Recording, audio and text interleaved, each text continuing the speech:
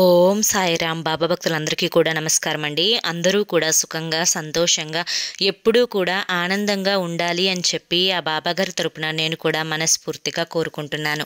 ఈరోజు బాబాగారు అందించే సందేశం ఏంటి అంటే కనుక, తల్లి ఊహించని శుభవార్త వినబోతున్నావు, వెంటనే నాగమయ్యను తాకు, నీ తలరాతని మార్చుకో, అదృష్టం పట్టబోతుందమ్మా అని చెప్పి ఏదో తెలియని సందేశాన్ని ఈరోజు బాబాగారు మనకు అందించాలి అనుకుంటున్నారండి.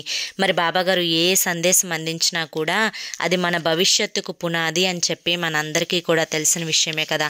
మరి ఎవరికైతే బాబాగారి మీద పూర్తి నమ్మకం విశ్వాసం ఉంటుందో వారందరూ కూడా ఈ వీడియోకి ఒక చిన్న లైక్ ఇచ్చి వీడియోని వినడం స్టార్ట్ చేయండి. అంతేకాకుండా కామెంట్ సెక్షన్లో ఓం సాయిరామ్ అని చెప్పి టైప్ చేయడం మాత్రం అస్సలు మర్చిపోవద్దు. ఇక చాలామంది కూడా అడుగుతున్నారండి, అక్క ఎన్నో రకాల సమస్యలతో మేము సతమతం అయిపోతున్నాము, మీకు తెలిసిన గురువు గారు ఎవరన్నా ఉంటే చెప్పండి అక్క అని చెప్పి అడుగుతున్నారు. నేను పదే పదే ఈ గురువు గారి గురించే ఎందుకు చెప్తున్నాను అంటే కనుక, నా జీవితంలో ఎన్నో క్లిష్ట పరిస్థితులలో, కష్టమైన పరిస్థితుల్లో నేను ఉన్నప్పుడు ఆ కష్టాల నుంచి బయట వేసిన గురువుగారండి గురువుగారు. అలాగే మీ జీవితాలలో ఎటువంటి సమస్యలు ఉన్నప్పటికీ కూడా మీరు ఇప్పటి వరకు ఎన్నో చోట్ల జ్యోతిష్యం చెప్పించుకొని విసిగిపోయి ఉంటారు. మీరు ఆశించిన మార్పులు మీ జీవితాలలో జరిగి ఉండకపోవచ్చు, కానీ గురువుగారి దగ్గర అస్సలు అలా జరగదండి. శ్రీ షిరిడి సాయిబాబా ఆశీస్సులతో జ్యోతిష్యం చెప్పబడును. గురూజీ శివరామరాజు గారు. Phone number 9959422552. మీ సమస్యలు ప్రేమ, పెళ్లి, ఉద్యోగం, రాజకీయం, సంతానం లేక ఇబ్బంది పడుతున్న, భార్యాభర్తల మధ్య గొడవలున్నా, అప్పుల సమస్యలున్నా, శత్రువుల సమస్యలున్నా అవేంటో మీరు గురువుగారికి వివరించి చెప్పినట్లయితే వాటికి తగిన పూజలు చేసి మీకు గురువుగారు రోజులలోనే పరిష్కారాన్ని చూపిస్తారు. గురువుగారు చెప్పింది చెప్పినట్లు 100కు 1000% జరుగుతుంది. నమ్మకంతో కాంటాక్ట్ అవ్వండి. సమస్యల నుంచి బయటపడి జీవితంలో ఆనందంగా ఉండండి. ఇక బాబాగారి యొక్క సందేశం ఏంటో మనం తెలుసుకుందాం. తల్లి అదృష్టం పట్టబోతుందమ్మా, శుభవార్తని వినబోతున్నావు, నాగమయ్యని తాకు అని చెప్పి నేను ఎందుకు చెప్పాను, ఇప్పుడు నేను చెప్పే ఈ చిన్న కథని నువ్వు జాగ్రత్తగా ఎక్కడా మిస్ చేయకుండా నువ్వు క్లియర్గా విన్నట్లయితే అసలు నీకు ఈ సందేశంలో ఉండే ఆంతర్యం ఏంటో పూర్తిగా తెలుస్తుంది. ఒక అడవిలో ఒక పెద్ద చెట్టు ఉంది. ఆ చెట్టు మీద ఒక భార్య భర్త కాకులు ఉన్నాయి. ఆ 2 కాకులలో భార్య కాకి భర్త కాకిని అడుగుతుంది, ఏమండి ఈరోజు చాలా అలసిపోయాను, నా అలసట అంతా కూడా తీరిపోయేటట్లుగా ఏదైనా ఒక మంచి కథని చెప్పండి అని చెప్పి అడుగుతుంది. దానికి మగ కాకి సరేనని చెప్పి కథ చెప్పడం మొదలు పెడుతుంది. ఒక ఊరిలో ఒక భార్యాభర్త, ఆ భార్యాభర్తకు 2 కొడుకులున్నారు. 2 కొడుకుల్ని కూడా చాలా గారాబంగా పెంచుకుంటారు. ఆ కుటుంబం అంటే చాలా అందమైన కుటుంబం అన్నట్లుగా ఉండేది. ఇలా కొంతకాలం చాలా ఆనందంగా గడుపుతున్న వారి జీవితంలో సడన్గా ఒకరోజు వాళ్ళ తండ్రి అంటే పిల్లల నాన్నగారు చనిపోతారనమాట. ఇక వాళ్ళ నాన్న చనిపోయేసరికి కుటుంబ భారం మొత్తం కూడా తల్లి మీదే పడుతుంది. ఆ తల్లి బిడ్డలిద్దరిని కూడా అల్లారు ముద్దుగా పెంచుతుంది. ఆ పిల్లలకి కాస్తో కూస్తో చదువును కూడా చెప్పిస్తుంది, బరువు బాధ్యతలను నేర్పిస్తుంది. ఇక అలాగే పిల్లలు కూడా ఒక పెళ్ళీడు వయసుకు వచ్చేస్తారు. ఇక పెళ్ళీడు వయసుకు రాగానే పిల్లలిద్దరికీ కూడా పెళ్లి చేసేస్తుంది. ఇప్పుడు ఉన్నది 3 కాస్త 5 అయ్యారనమాట. 5 అయ్యేసరికి కొంచెం కుటుంబ భారం అనేది ఎక్కువగా అనిపిస్తుంది. వాళ్ళిద్దరికీ కూడా సరైన సంపాదన లేకపోవడంతో కుటుంబంలో ఎప్పుడూ కూడా చీకులు, చింతలు, చికాకులు, గొడవలు ఇవన్నీ కూడా వస్తూనే ఉండేయన్నమాట. 2 కోడళ్ళ మధ్య పచ్చగడ్డేస్తే బగ్గుమంటూ ఉండేది. ఇద్దరికి అస్సలు సరిపడేదే కాదు. ఉదయం లేచిన దగ్గర నుంచి కందిపప్పు దగ్గరో, బియ్యం దగ్గరో, చీపిరి దగ్గరో, చేట దగ్గరో దేనో ఒక దాని దగ్గర గొడవ పెట్టుకొని వాళ్ళు ఆ గొడవని సాయంత్రం దాకా పొడిగిస్తూ ఉండేవారు. ఇదంతా కూడా అత్తకి అస్సలు నచ్చేది కాదు. ఊరుకోండమ్మా, గొడవ చేయగాకండి, గొడవ పెట్టుకోమాకండి, మనమే కదా ఉంది, ఎందుకు ఇంత అల్లరిపాలు చేస్తున్నారు కుటుంబాన్ని అని చెప్పి ఎంత చెప్పినా తిరిగి అత్త మీద అరిచేవాళ్ళే తప్పితే వాళ్ళిద్దరూ మాత్రం అస్సలు మారేవారు కాదు. ఒకరోజు ఆ అమ్మ అంటే ఆ బిడ్డలిద్దరు తల్లి బయట కూర్చొని ఆలోచిస్తుందనమాట. అలా ఆలోచిస్తున్నప్పుడు ఆమెకి ఏమో ఆలోచన వచ్చింది అంటే కనుక, ఇన్ని రోజులు ముగ్గురు ఉన్నాం కాబట్టి నా బిడ్డలిద్దరి సంపాదన మాకు ఎక్కువ అయిపోయేది. ఇప్పుడు ముగ్గురం కాస్త 5గురం అయ్యాము. ఈ 5గురు అయ్యేసరికే కొంచెం కుటుంబంలో గుడ్ల దగ్గరో, బట్టల దగ్గరో, లేదా కందిపప్పు దగ్గరో, బియ్యం దగ్గరో గొడవలు అవుతూ ఉన్నాయి. తెచ్చిన సంపాదన చాలకే కదా ఈ గొడవలంతా కూడా అవుతున్నవి. నా బిడ్డలిద్దరిని కూడా పట్నం వెళ్ళి సంపాదించుకురమ్మని చెప్దామని చెప్పి పిల్లలిద్దరిని కూడా తన దగ్గరికి పిలుస్తుంది. నాయనా, ఈ గొడవలన్నింటికీ కారణం మీ సంపాదన తక్కువగా ఉండడం. ఏ ఇంట్లో అయితే ఈ 4 విషయాల దగ్గర గొడవ వస్తూనే ఉంటుందో ఆ ఇంట్లో మొదట మనశ్శాంతి అనేది ఉండదు నాయన. సరిపోయేంత ధనం లేకపోవడం మొదటి విషయం. రెండవది, ఇంట్లో ఉన్నవారు ఏ పని చేసుకోకుండా ఒకరెదురుగా ఒకరి కూర్చోవడం వల్ల. మూడవది, చెప్పిన పని చేయకుండా తప్పించుకొని ఎవరైతే తిరుగుతూ ఉంటారో వారి వల్ల గొడవలు అవుతూ ఉంటాయి. నాలుగవది, ఒకరిపై ఒకరికి ఈర్ష్య ఉంటుంది కదా, ఆ ఈర్ష్య వల్ల కూడా గొడవలు అవుతూ ఉంటాయి. ముందు మన ఇంట్లో గొడవలకి కారణమైతే ధనం లేకపోవడం. కనుక మీరు పట్నం వెళ్ళండి. పట్నం వెళ్ళి కావాల్సినంత ధనాన్ని సంపాదించుకొని వస్తూ ఉండండి. ఇలా మీ కుటుంబాలను చూసుకోండి, కొంచెం గొడవలైనా కానీ తగ్గుతాయి అని చెప్పి చెప్తుందనమాట. సరే అని చెప్పి తల్లి మాటలు కాదనలేక వారు ఆ విషయాన్ని మళ్ళీ వాళ్ళ భార్యలతో చెప్పి వాళ్ళ అనుమతి కూడా తీసుకొని బిడ్డలిద్దరూ కూడా పట్నం వెళ్ళి డబ్బు సంపాదించుకురావడానికి ఆ పనిలో పడి మునిగిపోతారు. ఇక భర్తలు లేకపోయినా కూడా వీళ్ళిద్దరి మధ్య గొడవ అయితే అస్సలు ఆగలేదు. ఇక ఒకరోజు పెద్ద కోడల దగ్గరికి వెళ్ళి అత్త చెప్తుంది, అమ్మా, చిన్న కోడలు నీకంటే వయసులో చిన్నది, మంచో చెడో ఏదో తెలుసో తెలియకో చిన్న వయసు కావడానా చేస్తూ ఉండవచ్చు. వాటిని అంతటినీ కూడా సర్దుకొని మనసులో పెట్టుకోవాలి. ఎందుకంటే నువ్వు వయసులో పెద్ద కాబట్టి నీ మాట తను వినకపోవచ్చు, అయినా కానీ కొంచెం ఓర్పుని పట్టమ్మా అని చెప్పి అనేసరికి ఆ పెద్ద కోడలు అత్తతో ఏమంటుందంటే, మీకు చిన్న కోడలంటే ఇష్టము కనుకనే నా దగ్గరికి వచ్చి నీతి వాక్యాలు చెప్తున్నారు, మీకేమన్నా ధైర్యం ఉంటే వెళ్ళి చిన్న కోడల దగ్గర చెప్పుకోండి అని చెప్పి బాగా తిట్టి అత్తని పంపిస్తుందనమాట.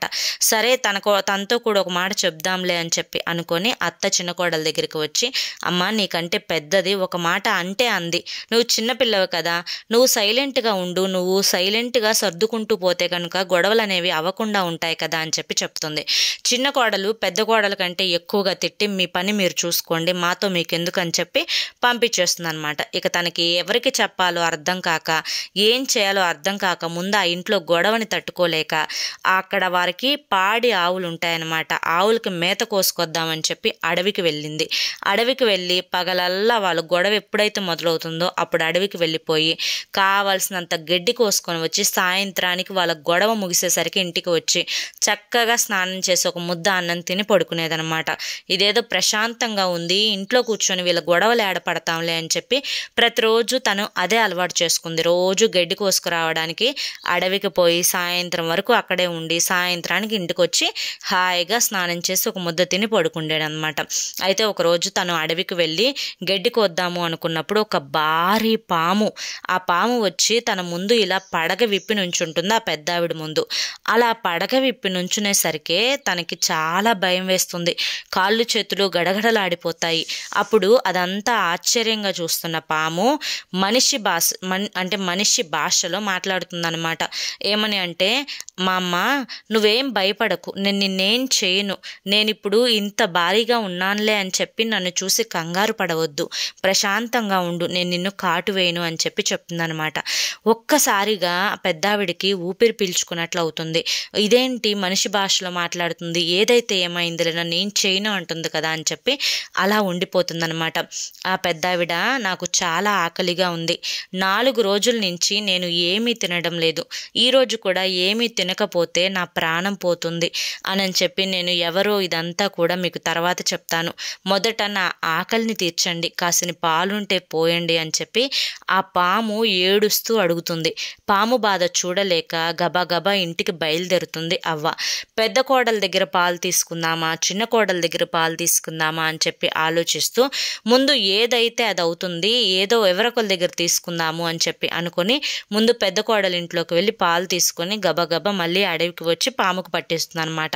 పాము కడుపు నిండా పాలు తాగుతుంది. అప్పుడు ఆ పాముని అవ్వ అడుగుతుంది, నువ్వు ఎవరివి, ఇలా మాట్లాడుతున్నావేంటి అని చెప్పి.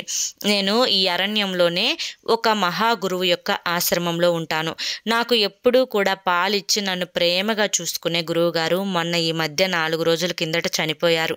ఆయన చనిపోయిన తర్వాత నా మంచి చెడు చూడటానికి ఎవ్వరూ లేరు. ఈ 4 రోజుల నుంచి బాధతో నేను కూడా పస్తూ ఉన్నాను. కనుక ఈరోజు ఆకలితో చనిపోయేలా ఉన్నాను అని చెప్పి మీ దగ్గరికి వచ్చి పాలు అడిగాను.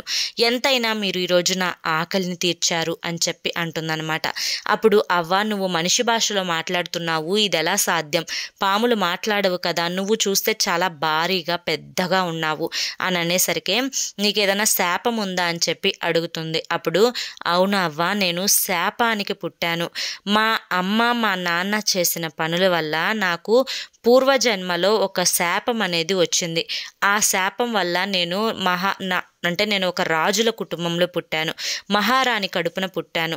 ఆ మహారాజు మాకు మా పంతులు గారిని పిలిపించి అడిగినప్పుడు తనకి 15 సంవత్సరాల శాపం ఉంది. ఈ 15 సంవత్సరాలు మీరు ఈ పాముని జాగ్రత్తగా చూసుకుంటే 15వ సంవత్సరం నిండిన తర్వాత రాజకుమారుడిలా మారతాడు అని చెప్పారు. కానీ ఆ రాజమందిరంలో ఉండే రాజ్యం ముందు తనకి పాము పుట్టింది అంటే చాలా చిన్నతనంగా అవమానంగా ఉంటుంది అని చెప్పి మా తండ్రి గారు నన్ను అడవికి తీసుకొచ్చి వదిలిపెట్టేశారు. సరిగ్గా నాకు రేపు ఒక 10 రోజుల తర్వాత 15 నుండి 16 వస్తాయి. అప్పుడు నేను మహారాజులాగా మారిపోతాను. నాకు శాప విముక్తి కలుగుతుంది. అప్పటి వరకు నన్ను ప్రేమగా చూసుకున్నాను అని చెప్పి మా గురువుగారు చెప్పారు. కానీ కొన్ని కారణాల వల్ల, అనారోగ్య సమస్యల వల్ల మా గురువుగారు చనిపోయారు. ఇక నా పరిస్థితి ఇలా అయిపోయింది అని చెప్పేసరికి ఆ మాటలు విన్న అవ్వకి జాలి కలుగుతుందన్నమాట. నువ్వేం బాధపడవద్దు, ఈ 10 రోజులు నువ్వు మళ్ళీ మనిషిగా మారేంత వరకు నేను నిన్ను జాగ్రత్తగా చూసుకుంటాను. నీ ఆకలిని ప్రతిరోజు నేను తీరుస్తాను. రోజు ఇదే స్థానంకి రా అని చెప్తుందనమాట అవ్వ. అవ్వకి ధన్యవాదాలు చెప్పుకొని అక్కడి నుంచి ఆ పాము అయితే వెళ్ళిపోతుందనమాట. ఇక 2వ రోజు ఈసారి పెద్ద కోడల దగ్గర తీసుకోవాలా పాలు, చిన్న కోడల దగ్గర తీసుకొని వెళ్ళాలా పాలు అని చెప్పి ఆలోచిస్తూ ఒకరోజు పెద్ద కోడల దగ్గర, ఎందుకంటే అప్పటికే వారికి గొడవలు అయ్యి వేరువేరు కాపురాలు పెడతారు. ఒకరోజు పెద్ద కోడల దగ్గర, ఒకరోజు చిన్న కోడల దగ్గర, అలా మార్చి తీసుకుంటాను.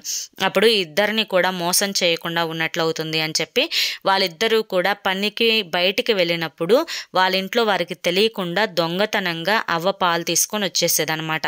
ఇలా ప్రతిరోజు కూడా ఆ పాముకి ఆకలిని తీర్చేది అవ్వ. అయితే ఒకరోజు కోడలిద్దరూ కూడా గమనిస్తారు ఇంట్లో పాలు ఏమైపోతున్నాయి అని చెప్పి. గమనించి ఈ పెద్దావిడే పాలను తీసుకొని ఏదో చేసేస్తుంది, పాలు తీసుకొని అమ్ముకుంటుంది, దొంగతనం చేస్తుంది అని చెప్పి చాటుగా ఒకరోజు పాలను తీసుకొని వెళ్ళడాన్ని గమనించి ఆ యొక్క అత్త వెనుకమాలే అడవికి వస్తారనమాట. అత్తకు తెలియకుండా దొంగచాటుగా వస్తారు. ఇక ఈ అత్త ఆ పాముని పిలిచి ఆ పాముకి పాలు తాపిస్తుంటే ఇదంతా కూడా చెట్టు చాటును గమనిస్తూ ఇద్దరు కోడళ్ళు చూస్తారు. ఇద్దరు కోడళ్ళు చూసి ఒకరి మొహాలు ఒకళ్ళు చూసుకొని, వామ్మో తను మామూలుది కాదు, ఒక మాయాజాలం ఉన్న మహిళ, ఈవిడ మన ఇంట్లోకి వస్తే మన ప్రాణాలకే ప్రమాదం, ఇంత పెద్ద పాముతో స్నేహం చేస్తుంది అంటే ఈవిడని మనం ఇంట్లో ఉంచుకుంటే రేపు ఎప్పుడో మనల్ని కూడా ఈ పాముకి ఆహారంగా తినిపిస్తుంది అని చెప్పి ఇద్దరూ కూడా మాట చెప్పుకొని అత్త ఇంటికి వచ్చినప్పుడు, నువ్వు ఇంతవరకు ఎవరి దగ్గర ఉండి వచ్చావు, ఎవరితో మాట్లాడుతున్నావో అంతా కూడా మాకు తెలుసు. దొంగతనంగా రోజు మా పాలను తీసుకొని వెళ్ళి అక్కడ ఒక మహా పెద్ద పాము ఉంది, ఆ పాము ఆకలిని తీరుస్తున్నావు. నువ్వు ఒక మాయా లేడీవి, నువ్వు ఈ ఇంట్లో ఉండవద్దు అని చెప్పి కొడుకులిద్దరూ లేని సమయంలో అత్త బట్టలన్నీ కూడా బయట పడవేసి ఇంట్లో నుంచి గెంటేస్తారు కోడలిద్దరూ. ఇక ఏం చేయాలో అర్థం కాక ఏడుస్తూ అడవికి వస్తుంది. అడవికి వచ్చిన తర్వాత ఆ పెద్ద పాము ఏదైతే ఉందో అది తన దగ్గరికి వచ్చి, నువ్వేం బాధపడొద్దు అవ్వ, ఇక్కడ మా గురువుగారి ఆశ్రమం ఉంది అని చెప్పాను కదా, ఈ ఆశ్రమంలో మీరు ఉండండి నన్ను చూసుకుంటూ, మీకు ఆహారం ఏదైనా కావాలి అంటే కనుక అవన్నీ కూడా ఈ అడవిలో నేను చూపిస్తాను, మీకేమి భయం లేదు, మీరేమి భయపడవద్దు అని చెప్పి పాము ధైర్యం చెప్పి ఆ గురువుగారి యొక్క ఆశ్రమానికి తీసుకొని వెళ్తుందనమాట.